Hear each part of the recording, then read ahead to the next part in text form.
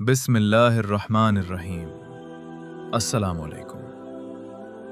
9 محرم کی رات، کربلا کی آخری شب، حضرت امام حسین رضی اللہ عنہ اور وفادار ساتھیوں کا عظیم امتحان۔ کیا آپ جانتے ہیں کہ 9 محرم کی رات کربلا کے میدان میں ایسی گھڑیاں گزر رہی تھیں جنہیں تاریخ کبھی فراموش نہیں کر سکتی؟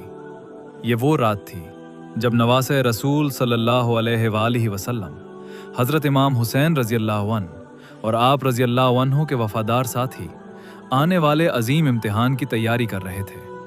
کربلا کی تپتی ہوئی زمین پر کئی دن گزر چکے تھے۔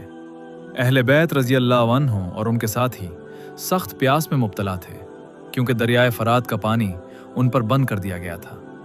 خیموں میں بچے پیاس سے بے قرار تھے، لیکن اس کے باوجود کسی کے دل میں حق سے پیچھے ہٹنے کا خیال تک نہ آیا۔ 9 محرم کو یزیدی لشکر نے جنگ کی تیاری تیز کر دی۔ ہزاروں سپاہیوں نے امام حسین رضی اللہ عنہ کے مختصر قافلے کو چاروں طرف سے گھیر رکھا تھا۔ حالات نہایت سنگین ہو چکے تھے اور ہر شخص جانتا تھا کہ فیصلہ کن وقت قریب آ پہنچا ہے۔ جب امام حسین کو معلوم ہوا کہ دشمن جنگ شروع کرنا چاہتا ہے تو آپ رضی اللہ عنہ نے اپنے بھائی حضرت عباس رضی اللہ عنہ کو ان کے پاس بھیجا۔ حضرت عباس رضی اللہ عنہ نے جا کر پیغام دیا کہ امام حسین رضی اللہ عنہ ایک رات کی مہلت چاہتے ہیں تاکہ اللہ تعالیٰ کی عبادت، دعا اور نماز میں وقت گزار سکیں۔ اللہ کے حکم سے یہ مہلت مل گئی اور یوں 9 محرم کی رات شروع ہوئی، جسے تاریخ میں شب عاشور کے نام سے یاد کیا جاتا ہے۔ رات کے وقت امام حسین رضی اللہ عنہ نے اپنے تمام ساتھیوں اور اہل بیت رضی اللہ عنہم کو جمع کیا۔ آپ رضی اللہ عنہ نے اللہ تعالیٰ کی حمد و ثنا بیان کی اور پھر نہایت محبت سے اپنے ساتھیوں سے خطاب فرمایا۔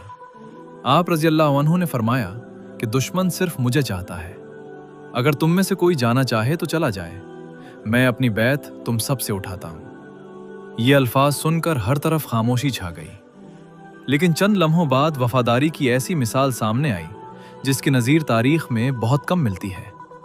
حضرت عباس رضی اللہ عنہ کھڑے ہوئے اور عرض کیا، یا امام حسین رضی اللہ عنہ، اللہ کی قسم ہم آپ کو ہرگز تنہا نہیں چھوڑیں گے۔ اس کے بعد دوسرے جانثار ساتھی بھی اٹھے اور ایک ایک کر کے اپنی وفاداری کا اعلان کرتے گئے۔ کسی نے کہا کہ اگر ہمیں کئی بار قتل کیا جائے اور دوبارہ زندہ کیا جائے تب بھی ہم آپ کا ساتھ نہیں چھوڑیں گے۔ کسی نے کہا کہ ہماری جانیں، ہماری اولاد اور ہمارا سب کچھ آپ پر قربان ہے۔ یہ سن کر امام حسین رضی اللہ عنہ اپنے وفادار ساتھیوں سے خوش ہوئے اور ان کے لیے دعا فرمائی۔ اس رات خیموں میں ایک عجیب کیفیت تھی۔ کہیں قرآن مجید کی تلاوت ہو رہی تھی، کہیں نوافل ادا کیے جا رہے تھے، کہیں ذکر الہی جاری تھا اور کہیں دعاؤں میں آنسو بہائے جا رہے تھے۔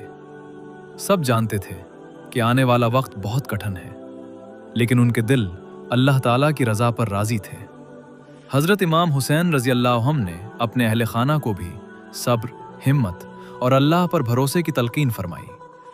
دوسری طرف یزیدی لشکر اپنے ہتھیاروں کی تیاری میں مصروف تھا، جبکہ امام حسین رضی اللہ عنہ کے خیموں میں اللہ کی عبادت اور ذکر کی صدائیں بلند ہو رہی تھیں۔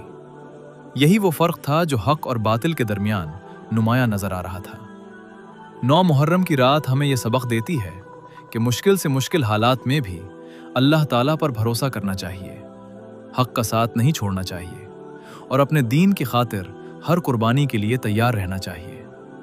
کربلا کی یہ رات صبر، وفاداری، استقامت اور ایمان کی ایک روشن مثال ہے جو قیامت تک مسلمانوں کو حق پر قائم رہنے کا پیغام دیتی رہے گی۔